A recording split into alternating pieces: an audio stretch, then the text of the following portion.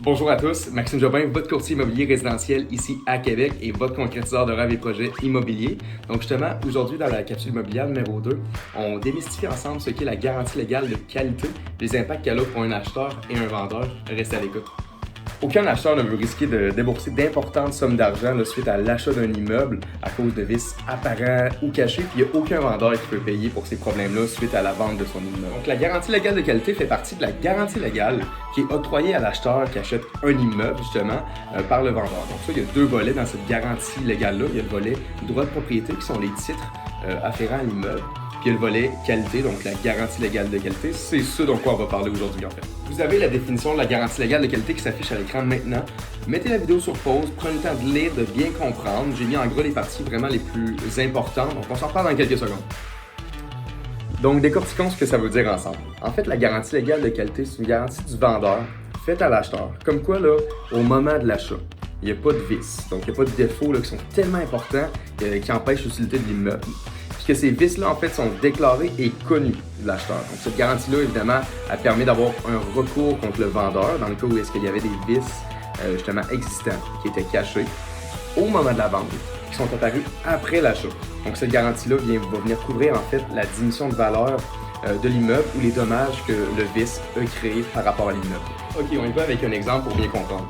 Donc, Paul-Étienne, il fait une promesse d'achat sur un immeuble qui est vendu sans garantie légale au 1212 Avenue des Furets à Beauport. Donc là, évidemment, avant de faire la promesse d'achat, il avait visité l'immeuble, puis il avait consulté la déclaration de la vendeuse Rosie. Puis lors de la visite et lors de la lecture de la déclaration, en fait, il s'est bien rendu compte qu'il y avait une grande fissure horizontale sur la fondation. Là, justement, il reste des conditions à réaliser avant d'acheter officiellement l'immeuble, notamment une inspection et le financement, plein d'autres choses.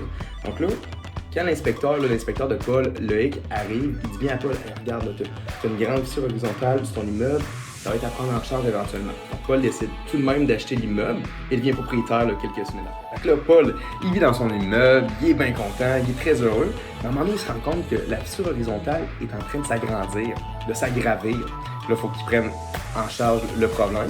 Donc, il fait venir un expert, ça lui coûte 3000$ pour réparer la fissure. Puis l'expert lui dit, dans le fond, la fissure est arrivée parce que ton drain agricole, là, il est obstrué par de l'eau ferreux. Fait que là, ben Paul, il faut qu'il fasse excaver pour tout changer son drain agricole, puis tout remettre la terre par-dessus, ça lui coûte 15 000$.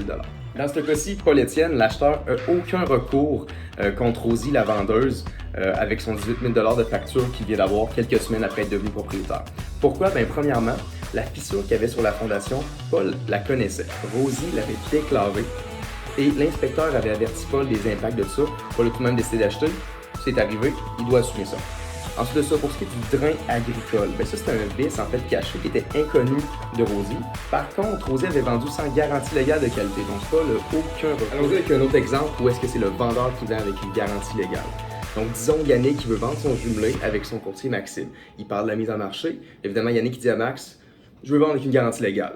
Parfait. On remplit la déclaration vendeur. Aussitôt que ça parle un petit peu de fondation, Yannick se rappelle que, il y a 2 ans, il avait fait changer son drain agricole. Puis à ce moment-là, les experts, en fait, lui avaient averti d'une fissure horizontale sous le niveau du sol. Yannick, comme il était à côté, il avait décidé de ne pas prendre en charge cette fissure-là.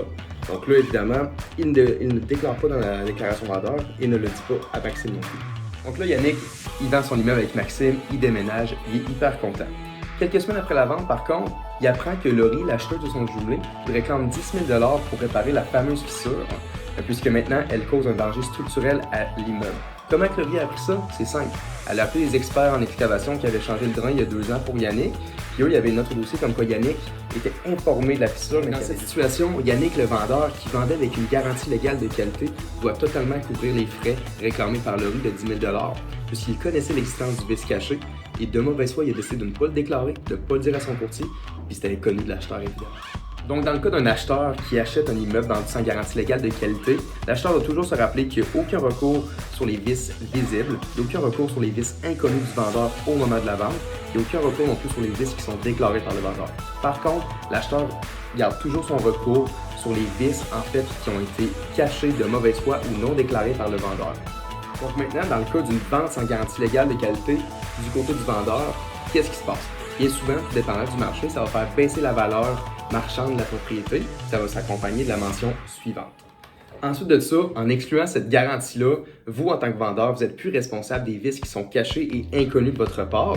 Donc, quand ça se manifeste du côté de l'acheteur, vous n'avez plus aucune responsabilité. Évidemment, vous comprendrez que parfois exclure la garantie légale de qualité peut être intéressant, notamment dans le cas d'une vente de succession, dans le cas d'une reprise de possession ou même des personnes âgées qui ne veulent plus avoir de problème suite à la vente de leur propriété.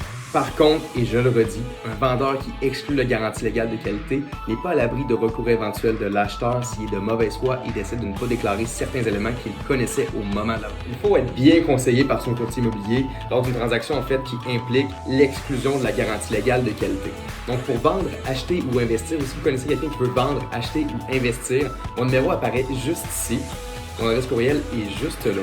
Et n'hésitez surtout pas à me rejoindre par Facebook, Instagram, LinkedIn, YouTube, même TikTok. Okay? Tous les liens de ces plateformes-là sont dans la description ou les commentaires. Donc merci et à la prochaine.